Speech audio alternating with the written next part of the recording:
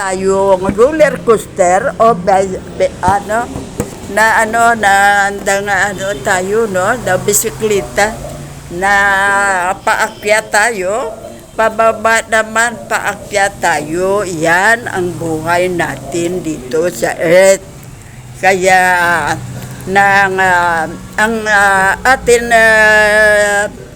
ang atin pag-analisa dyan ay tinaano tayo ng ating Diyos, no? Na ating God, no? Tinistingan tayo kung paano natin mapatakbo ang buhay natin, na kaya natin ito, no? Yan ang ginagawa ng God para sa atin, no? Kaya kailangan pag-isipan natin kung paano tayo kung andyan ka sa ibaba, paano tayo paitaas, no? Papunta muna tayo sa middle at pataas. Kung pataas ka na, paano ka hindi makabalik sa baba? Yan ang ating problema. Kung paano ang ating gawin para tayo ay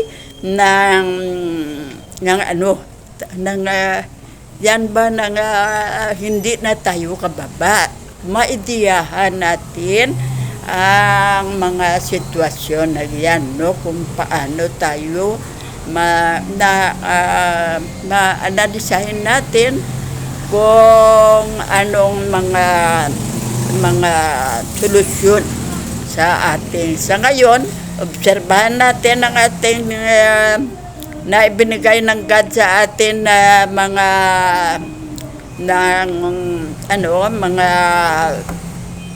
money na tinulong niya sa atin. Kaya marunong tayong mag-pray at maghingi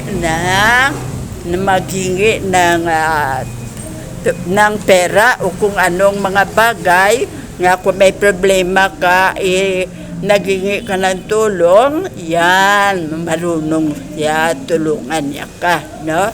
Kaya yan ang ating gawin, tayo ang mag-ideya kung paano tayo hindi makabalik sa baba, no? Yan ang ating topiko sa ngayon. Yan ang example natin. Kung ang negosyo mo ay nag-click, no? Yan, wag kang mag-asa na click lang yan, no? Mag-click lang yan. Kaya kailangan isip ka ng ibang paraan kung ano kayo ba ang katulad ng negosyo.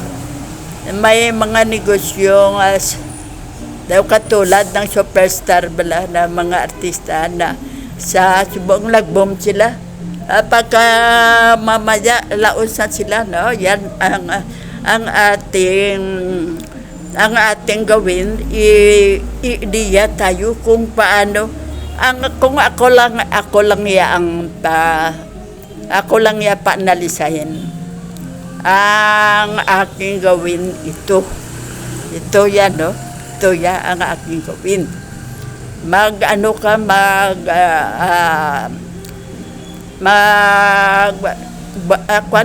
Magpunta sa ibang lugar, no? Kung ano ang nag-click na negosyo sa ngayon. At dito sa atin, wala pa yan.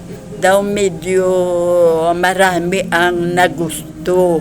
Yan ay, sa ngayon, may negosyo kang click dito, sige lang saya, no? Pero, gawa tayo ng ideya na kung nag-click siya, may naipon ka, no? May naipon ka. Natin yan sa kung anong negosyo naman ang daw medyo nag-boom naman, no? Diyan natin ilagay, no? Sige lang yan negosyong isa.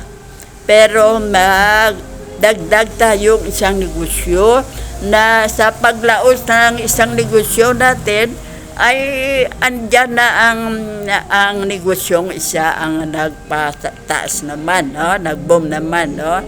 Kaya yan ang gawin natin para sa ating takbo ng buhay. Huwag tayong parang roller coaster na pag mo sa itaas, nagbalik ka agad sa punta sa no? Kaya yan ay sa katulad noon na muda ang sari-sari store. Nag-click yan, marami ang nagsunod, no? Nagwagawa ng sari-sari store. Kaya ang nangyari, marami ang sari-sari store, no? Kaya ang mga customer, dyan maraming nagbili doon tayo sa isang sari-sari store at saka ibang sari-sari store na nang sa huli, ilan na lang nakabili kay marami na silang natuklasan na maganda pala yan ibang sari-sari store, no? Mga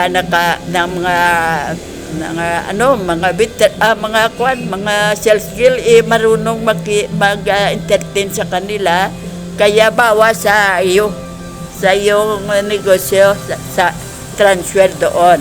Kaya yan ang nang hindi nag-click naman ang sari-sari store, no? Kay marami na. Kaya yan, ka ng negosyong nag-click na sa ngayon naman, pag daw medyo hindi naman sa boom, i-transfer mo naman sa ngayong mga negosyo na nag-click, no? Para hindi ka pa-down, up ka lang, up, no? Kaya yan ang ating buhay dito sa Earth. Parang roller coaster o bisikleta na paitaas ang gulong, paibaba naman, no? Pataas, pababa. Kaya ang ating gawin, mag-ipon tayo. Nag-click pa ang ating negosyo, ipon na tayo kay parang pagdating ng paglausin na, may negosyo ka naman. Kaya yan ang gawin natin sa ngayon na time. Huwag tayong pabaya-baya, no? Kailangan mag-ipon tayo sa ating negosyo. Yan katulad ng 300 lang. Yan na, okay na yan kay very easy and win. Nang ipon mo, kay maliit lang, no? Pero makanegosyo ka ng malaki kung 2 years mo, kay 240 ang malaki ang naipon mo. Kaya yan ang ating taktika sa buhay natin para hindi tayo mag-roller coaster o mag-bicycle na pataas tayo, pabalik naman sa baba, pataas tayo, pabalik sa baba. Yan ang advice ko. Ang sa mga naka-abroad ay kailangan huwag sayangin ang pera. Magawa na negosyo, no? Pero ang sa akin, mas click ang ng apartment, no? Permanent, no? Diyan sa magnegosyo tayo ng sari-sari store, restaurant, at ng karinderya o yan, mga butika, Mga drugstore, marami tayong negosyante, marami ang ano dyan. Sa apartment, marami ang nawala ng walang naibili ng dat, walang maipakonstruct na bahay. Kung di, mag-rent na lang sila. Kaya yan. Permanent na yan. Pag uwi mo dito hindi ka na magtrabaho, every month, may 6 abi na apartment, every month, kuha ka ng rent nila, at i-budget mo sa pagkain mo at sa mga panggastos sa everyday na buhay mo, no? Daw kasimple lang. Nabigyan natin ng ang ating pera, no? Daw may value bala o kung may tagumpay natin na may iba dyan na nasa abroad, pero nang hindi na sila kabalik, ang pera nila gastos hanggang nawala na, balik naman sa pagkapur. Kaya mga friend, iyan ang gawin natin. Kung may ma-abroad tayo, yan ang gawin natin. Ka ng kung anong negosyo, no? Para nga kung wala ka na doon, may kabuhayan ka na. Huwag sayangin ang pera na sagad tayo. Ang pera is waldas natin doon o bakasyon natin doon kung saan nasyon kay gusto natin makakita. Pagkakita mo ganyan man lang pala. Ang money mo hindi na maibalik. Kaya mo na ng airplane, no? Papunta doon sa ibang nasyon. Kaya huwag sayangin ang pera. Ang mga taong napadala ng pera, huwag naman waldas ng waldas, no? Ang abroad hindi ang nagkailan, no? May time na wala ka na doon trabaho, hindi lang yan. Ang age, tayo sa edad na hindi na pwede makatrabaho doon sa abroad. Kaya kailangan, kung may kabuhayan tayo, wag sobrang gastos. Ang income natin para hindi tayo maka-debt o utang, wag sobrahin ang gastos sa income. Yan ang solusyon natin, no? Wag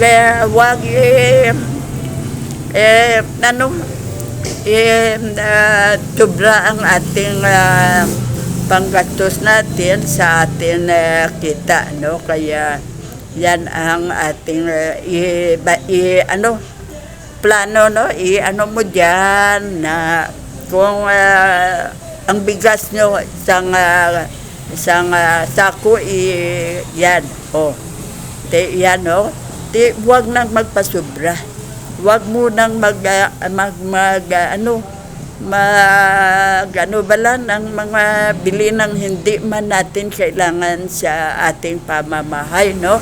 Dekorasyon lang yan. Kaya may abroad tayo mo, sige, bili tayo dyan. Pero pagdating ng panahon, andyan lang siya, tingnan lang natin ang mga salaset natin. Kaya siling mo, hindi maganda, ihanuan ko naman 30,000 man lang yan, pero nagkamali ka. Kaya ikaw man ang maperwisyuhan pagdating ng panahon. Kaya hindi mo siya maipagbili, no? Yan ang gawin mo sa may kabuluhang bagay ka pupunta. Katulad ng apartment, no? O katulad ng bili ka ng mga lot na pagdating ng time, malaki na ang kantidad yan, no? Noon ang aming dito ay 40 lang itong amin lot. 100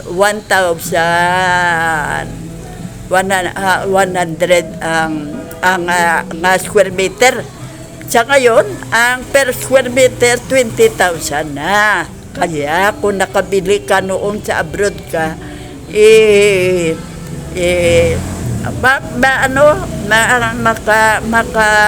ipagbili mo yan, malaki ang pera mo, no? At makabili ka naman ng ibang mga, ang gawin mo dyan, mabili ka naman ng mga sa bank na rimatado o na embargo na lang, mura lang, house and lot. Bili ka at kung may bibili na may dyan, pagbili mo. Pero kung nagustuhan mo, katulad ng dito kami sa Silay City, gusto namin doon kami matira sa Bacolod. Kaya kung sa Bacolod ka, wala ka ng problema. Kaya marami daan nang mapuntahan mo, no? Na mga department store, kung bibili ka ng mga baro, bili ka ng shoes, yan, marami dyan sa Bacolod, no? Kung ka tamad ka magluto, na marami dyan ang restaurant, no? SM, ng Robinson, at iba pang mga department store. Kaya mas mabuti na doon ka sa Bacolod matira, no? Kung may rematado na barato, ipagbili mo at yan, ginansya ka ng malaki, no? Kaya yan ang kaibigan kong Chinese, o anong rasan niya, ng Tan ang apelido, ayan ang ginawa niya. Makikaibigan siyang nakatrabaho sa bangko. Kung may rematado na at mura, tinawagan siya at pagka niya, bilhin niya. Kaya may money siya mo. Kaya matagal na siya sa negosyong yan. Ayan, bilhin niya. At niya sa mga kaibigan niya o kung sino dyan, o kung may nakilala kayong gusto ng house na dito sa Bacolod, ito ang price. I-price siya sa ngayong price. Malaki ang kwan niya, no? Ang money na ma-over sa sa cost ng house and lot. Kaya ang ginawa niya, yan ang ginawa niya. Marami na siyang nagpabili. Pumunta sa amin dito kung pagbili, namin, wag na. Kaya kung ipagbili namin, doon na kami sa airport titira. Kaya doon na, sa ngayon, wala nang subdivision dito, malapit sa highway. Doon ka na sa may airport, no? Hindi na. Kung nagabihan ka doon sa Bacolod, sakay ka sa series, dito ka sa waiting shed dito sa amin bahay. Hindi ka naman makapasok kaya hindi na ikaw ang owner. Uwi ka pa doon sa airport, wala nang sasakyan, doon ka na lang hasta sa umaga.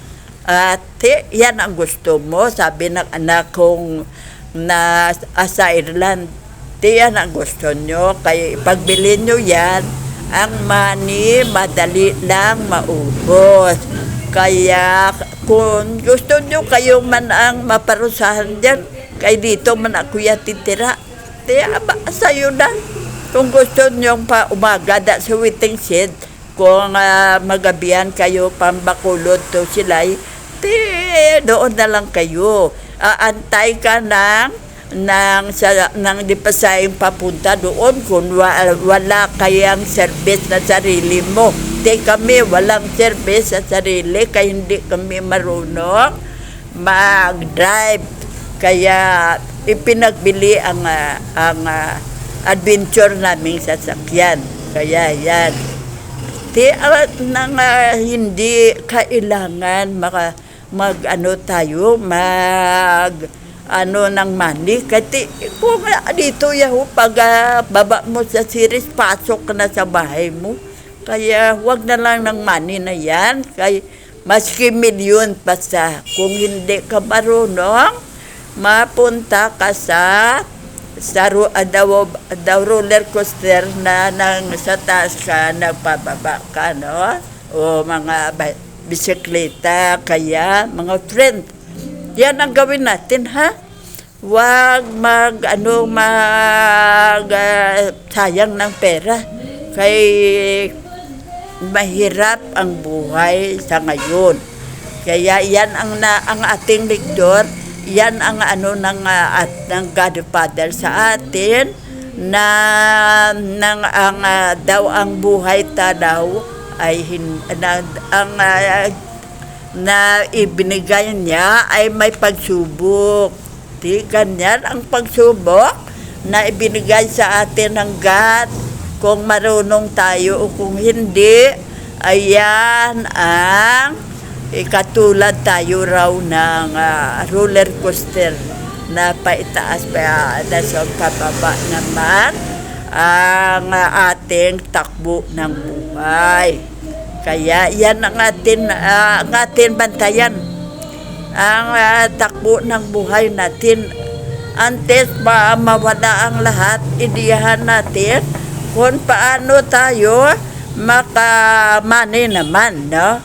Na para hindi maubos ang money natin. Kaya mahirap ibalik. Ang nawala na, mahirap nang ibalik. Kaya sabi ng God, kayo mismo ang ng buhay nyo. No? Pagsubok lang yan, na malagpasan nyo yan kung marunong kayong magdisiplina sa sarili niyo, no? Kaya mga friend, yan ang gawin natin, ha? Huwag tayong kumakontento sa ngayon, kung sa itaas ka na, kontento ka na, no? Pero kung sa itaas ka na, huwag nang gastos, no? Huwag ibaliwala ang pera. Kung hindi mo kailangan, i-deposit yan sa bangko, no? At ang budget mo ay ang interest lang, no? Katulad ng kung may milyon ka dyan, i-deposit mo lang sa kaya hindi ka marunong magnegosyo, ang interest ganyan, no? Katulad ng aking sinasampol sa inyo always, ang aking kaibigan na nurse supervisor.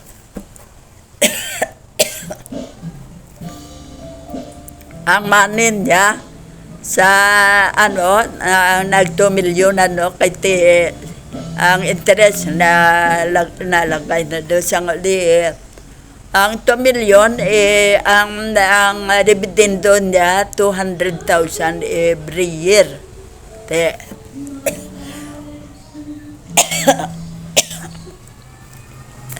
Ang ginawa niya sa money na 200, iyan ang budget nila ng miserya. Kay dalawa man lang sila sa bahay. Dalawa man lang sila nakatira. Kaya ang mga anak niya ay binilhan niya na ng lot. Ng 9 na lot ang nabili niya. Ang anak niya, 3 lang. Kaya napagawaan niya ng bahay. At pag-retire niya, binilhan niya ng mga sasakyan na service. Yan ang ginawa niya. Kaya sila ng mister niya ay may retirement. Yan ang kay wala naman silang paaralin. Kaya ato na sa abroad ang isa pa. Ang mister, binigyan ng misis ng assignment. Ikaw ang sa rice, ikaw ang sa pagkain dito sa bahay natin. Ang sobra dyan isabong mo. Wala nang away. Noon, away na away. Kay morning na nagdumating, wala pang pera, kay natalo. Sa ngayon, wala nang away. Kung matalo kay money mo lang, money mo na iya. Bala ka na kung wala ka ng pera. Ang aking kaibigan, ang ginawa niya ay ang 200,000 na dividendo ya sa co-op nga deposit ya doon nang ano niya gina budget sa pagkain nila, no, kung for 1 year yan, no, kung kulang sa may pension man siya, no, na yan ang ginawa nila. Napaka easy ng buhay nila. Yan, bakasyon sa Canada sa anak niya doon at sa husband na teacher na nakatrabaho sa Canadian Airport. At saka sa kanya naman ang anak ng aking night supervisor ay ang up and down na bahay ginawang daycare sa ilalim. Ang mga Pilipino ng mga father-mother na nagtrabaho diyan sa kanya, pabantayan sa kanya ang anak nila at tinuruan niya. Yan ay income. Yan ang negosyo niya. Ang pagturo sa mga tutor sa mga anak ng sa abroad na mga Pilipino na doon sa kanya pinabantayan. Yan ang income, no? Doon caregiver siya. Sa ngayon siya na ang teacher na mga nabantayan niyang mga anak na mga Pilipino doon sa Canada na siya ang pinabantay, no? Siya ang dyan, ang caregiver sa mga anak, no? At nag-tutor siya para na doble income nila. Ang misterya at sa kanya may income sila. Kaya yan ang ginawa ng aking kaibigan, no? Na ang money wala na siyang problema. Kaya ang dividendo ng money na 200,000, yan na ang budget nila ni Mister para sa 1 year. At dagdag ang kay Mister na obligasyon na siya ang para sa pagkain, no? Ang sa bigas ng mga kung anong ibigay sa kay Mrs. Pagdating ng pensyon, ibigay kay Mrs. ang budget na ganyan, dagdag sa dividendo sa co-op na 200,000. At saka, yan na ang kundi maganda ang resort. Kaya yan ang gawin natin, mga friend. Ha? Mula ngayon, sa ngayon na may income tayo, tayo na mismo ang gumawa na hindi tayo matulad sa roller coaster na pataas, pababa lang tayo, no? May iba dyan na kung sa baba na nahirapan na magbalik pa ibabaw, no? Katulad ng gulong ng bisikleta na pataas, pababa. Kaya mga friend, yan ang ating bantayan, ha? wag nating ang money natin, ilustay money natin. Hindi lang yan, bantayan natin ang ating katawan. Huwag nating abusuhin. Inom tayo ng inom na mga whiskey at kung ano-ano pa na dahil sa barkada, hindi mo sana gusto pero pinagbigyan mo sila. Sa huli, may colon cancer ka na, kaya yan ang atin obligasyon sa ating buhay na hindi tayo pabalik-balik, paitaas pa ibaba tayo, paitaas pa ibaba tayo, atin ipastidi sa itaas, steady sa itaas. Kaya ikaw na mismo ang mag-control ng gastos. Hindi lang yan, ikaw na ang mag-ideya kung paano hindi mawala ang pera. No? Tayong lahat, hindi isa lang ang magsakripisyo. Lahat tayo, tulong-tulong tayo. No? Yan ang ng God sa atin, disiplina. Kaya i-anuhin natin, natin, nakuha natin yan, pagsubok sa atin dyan, no? Pagsubok sa atin ng God yan, the Father, no, kung marunong tayo sa buhay natin. Mga friend, nyo na kung anong gawin natin, na ang pera natin sa may income tayo ilagay, no? Katulad nitong sa amin abi nga everyday kami pwede ang karinderya kay dala na ang pagkain mo na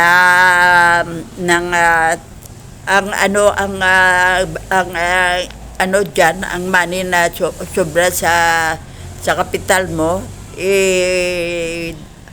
madala ang pagkain mo na libre, no? Na may interest na sa money na income na sobra sa kapital. Kaya yan ang gawin natin, no, mga friend, na hindi na tayo bababa kung sa itaas tayo. Yan ang gawin natin.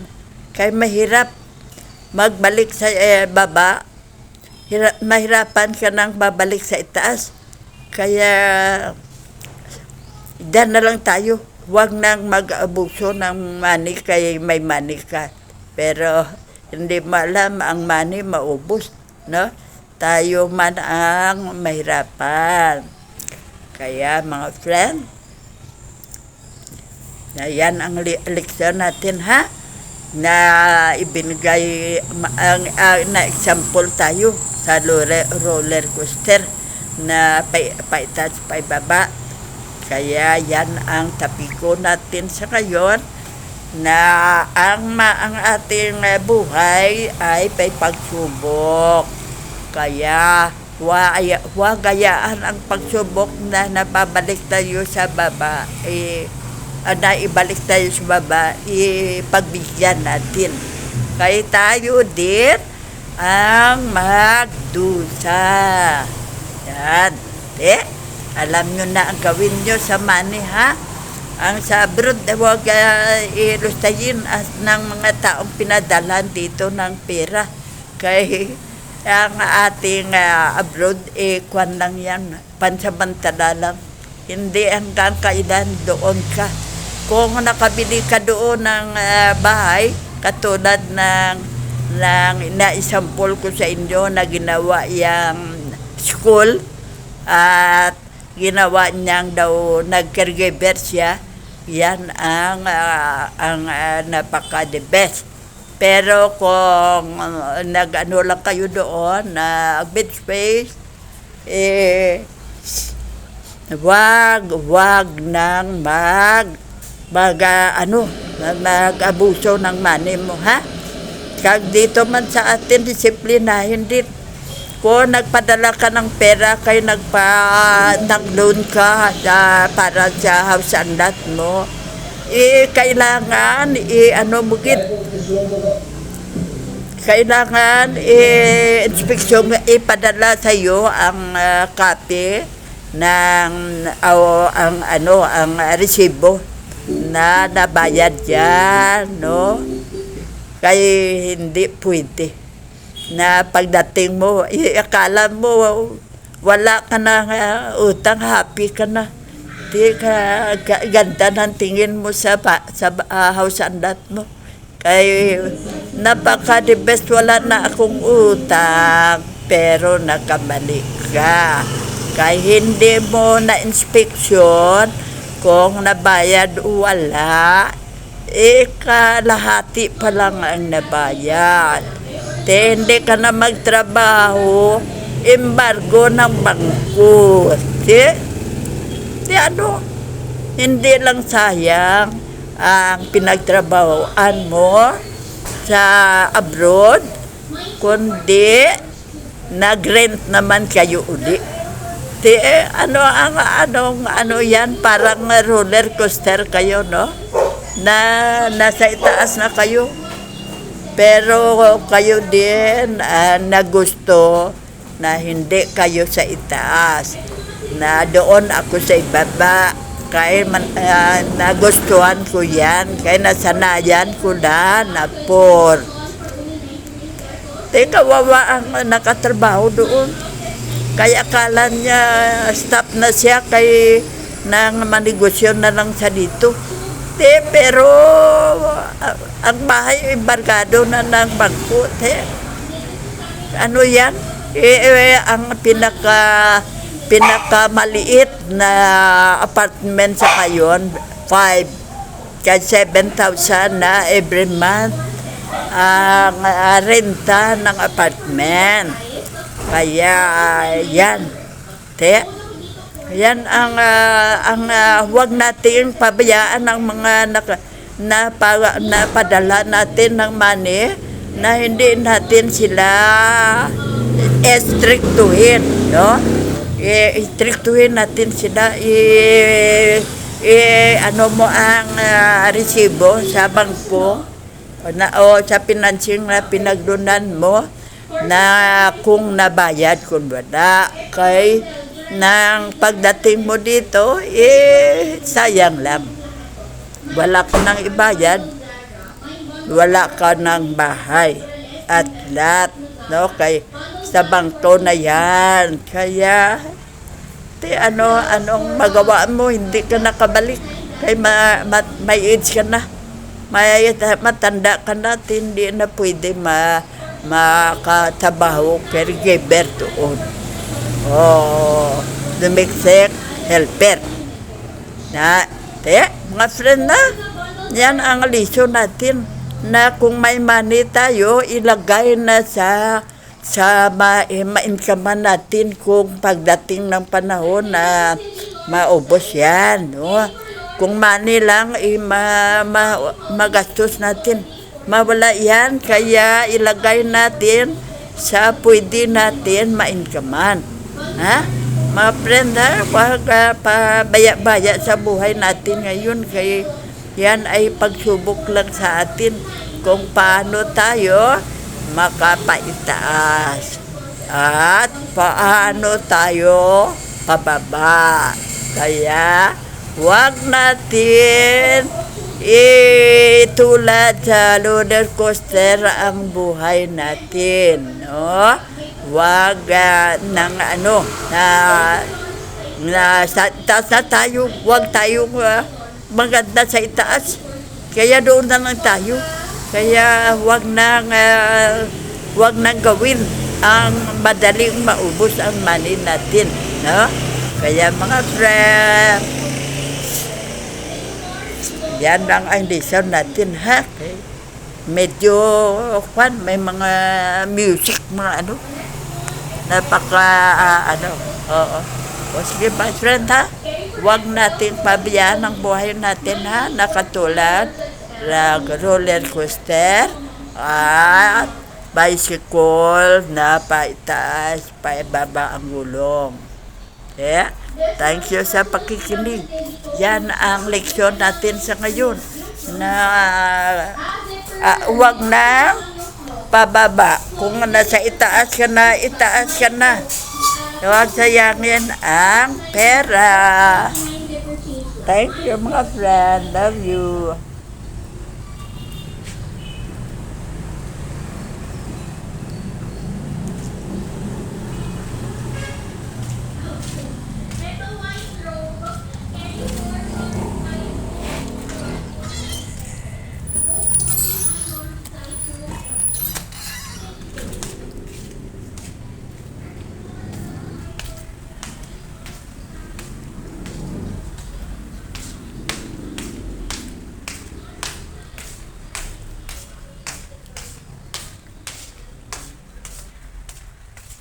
Day, palog siya na, day. Day, nakatos diri. Aday? Naging katuan. Ano tong kay ano?